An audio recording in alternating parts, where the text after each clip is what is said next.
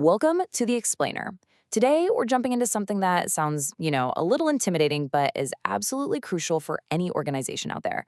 ISO 27001 risk management. You can think of it as the ultimate game plan for keeping your most valuable information locked down and safe from harm. So, let's break it all down. All right, here's how we're going to tackle this. We'll start by setting the scene, looking at the digital dangers we're all facing. Then we'll walk through the official 6-step plan for sniffing out those risks and figuring out what to do about them. And finally, we'll talk about how to turn that plan into real action. Sound good? Let's go. Okay, so first things first, let's zoom out and get the lay of the land. Before we even talk about solutions, we've got to understand the problem, right? What are we really up against in this digital age?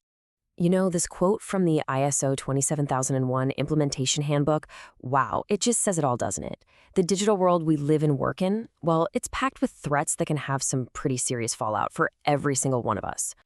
And make no mistake, these threats are everywhere. We're talking about everything from sophisticated hackers trying to swipe your data to something as simple as a system going down. Trying to handle all of this without a solid plan, man, that's like trying to cross a minefield blindfolded. Not a great idea. So that's the big question, isn't it? How do we protect ourselves from all this chaos? Well, this is where ISO 27001 steps in.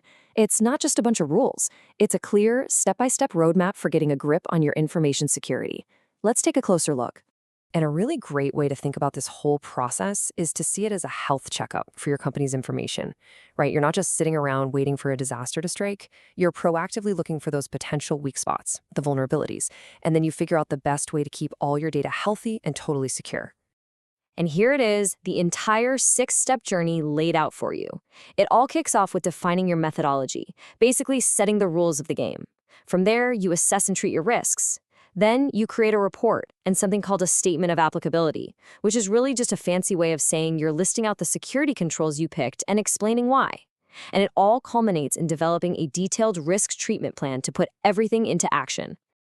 Okay, let's really zoom in on that first major leg of the journey, risk assessment.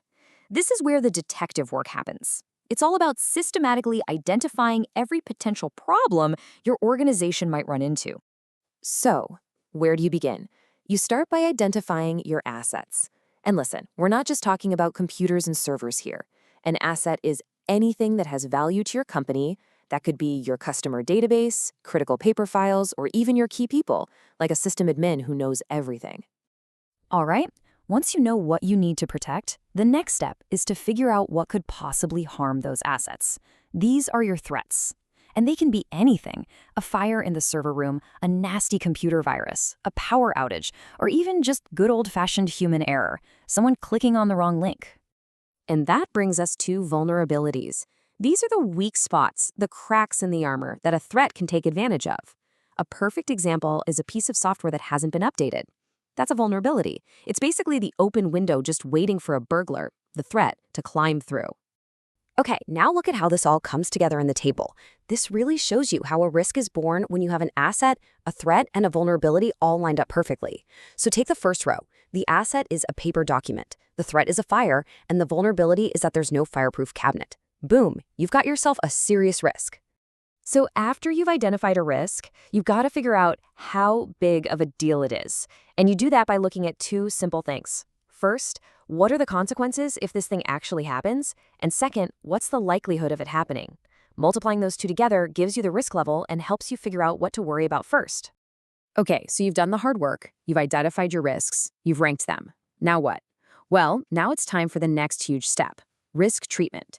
This is where you actually decide what you're going to do about the problems you've uncovered. Now, here's a key point. You don't have to fix every single little thing. That's impossible. The whole idea is to focus your time, money, and energy on what are called unacceptable risks. You know, the really big ones that are just too dangerous to ignore. For those, you absolutely need a strategy. And ISO 27001 gives you 4 main strategies to deal with any risk. First, you can decrease it. That's like installing a new firewall. Second, you can avoid it, which means you just stop doing the risky thing altogether. Maybe you shut down an old, insecure service. Third, you can share the risk, which is what things like cyber insurance are for. And finally, you can retain it, which means you look at the risk and say, you know what, we can live with this. You just formally accept it. Now, out of all those options, by far the most common one is to decrease the risk. And this is where you start putting security controls in place. Think of them as safeguards. They could be new company policies, new tech like backup systems, or even just changing how your teams are structured. And that brings us to the grand finale, the most critical part of this entire process. How do we take all of this brainpower, all this analysis and decision-making, and turn it into a real-world working security program? First off, it is really, really important to get this distinction right. The risk treatment process is what we were just talking about. That's the deciding part. Choosing your strategy, right? Decrease, avoid, whatever. But the risk treatment plan, that is the detailed, step-by-step action plan for actually making it happen. Think of this plan as your project blueprint. It goes way beyond just ideas and gets down to the nitty-gritty. For every single security control you want to implement, this plan answers 4 key questions. Who's in charge of it? What's the deadline? How much is it going to cost? And how are we going to measure if it's actually working? And the best part is, you don't have to invent all this stuff from scratch. The ISO 27001 standard has your back. Annex A gives you this awesome list of 93 potential controls you can pick from. It covers pretty much everything, from how you organize your security teams all the way to the specific tech you should use. This plan, right here, is where the theory stops and real life begins. Honestly, this document is what makes it all real. The risk treatment plan is what transforms a theoretical exercise on paper into a living, breathing security strategy that is actively protecting your organization day in and day out. So, there you have it. What a journey, right? We started in the chaos of the digital danger zone. We walked through a really systematic process of assessing and treating risks, and we've landed on a clear, actionable blueprint for taking strategic control of your information security. And that really just leaves us with one final thought. The ISO 27001 standard gives you this incredibly powerful and clear roadmap. The path is laid out. So the only question left for any organization, for you, is this: how prepared are you to take that first, all-important step?